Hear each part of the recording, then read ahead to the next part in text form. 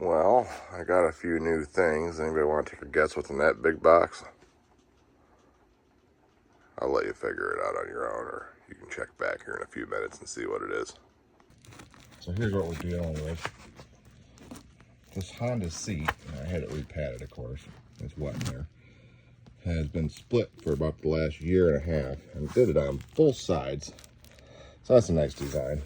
It's just horrible. I mean, I had more padding at it, I know, but that's a problem. It might be a problem having the padding at it from Wingsoft. I'm not sure.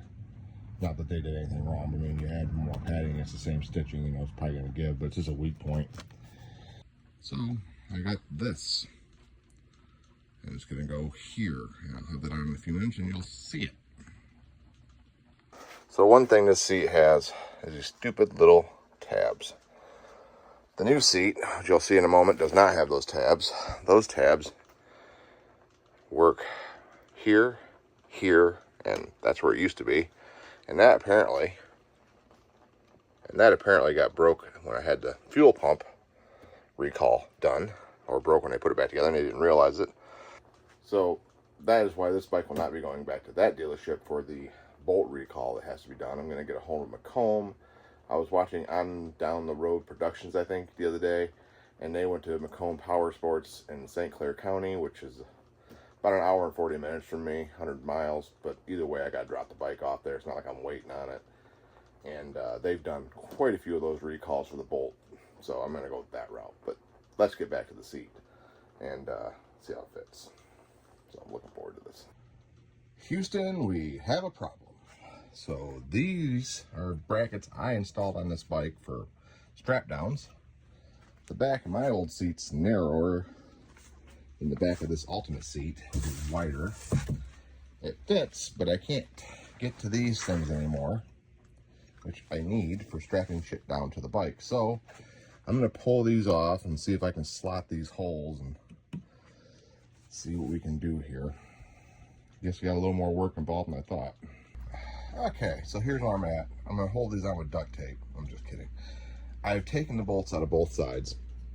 I've moved them all the way out, as far as they're going to be able to go with the design they have. Because I want to see if the seat even fits the right way like that. If it does, then I'll work on oblonging these holes with a file. I could try to move it and drill the holes again, but I don't think it'd be in the center.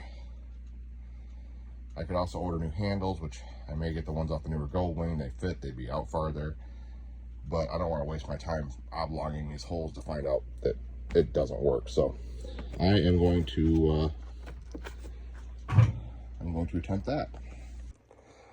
I honestly can't remember where I left off, and I apologize. I got caught into a problem. The seat wouldn't fit on the bike. There's two metal tabs, and they slide underneath these little brackets in the back, and they didn't fit. So I got a hold of the company, and they told me to use a crush wrench to bend the brackets a little bit. That was my first thought, but I didn't want to break the seat and then have them tell me it wasn't warranty because I broke it. So I wanted to wait for them to tell me what to do. So the seat's on. I got new ones of these coming, so they'll be out here farther, out the newer Goldwing, because I could not make those fit on there with the little tie-down brackets I had, so that's no longer a thing. But those should be here sometime this week. I'll take the seat back off, and I'll do that. The heated seat part's plugged in. It works. The backrest is really nice. I feel like I sit a little closer to the handlebars now, but that could just be in my mind. I'm sure the seat's not going to be overly comfortable right away because you got to break them in, you know, about 1,000 miles usually on any seat. So I'll take 1,000 miles and I'll break it in and I'll see how I think it'll be, but it looks really nice. It's really plush. I'm pretty happy with the quality of it. Yeah, good response from the customer service area. They got right with me and let me know how to fix it. And that's all you can really ask for. It's on there. It looks great. I got to find out how to care for it. It is vinyl, not leather. So I got to see if you put like any kind of moisturizer or something on it. Maybe I'll look at the instructions. It probably has some stuff in there. It does have a rain cover because of the stitching.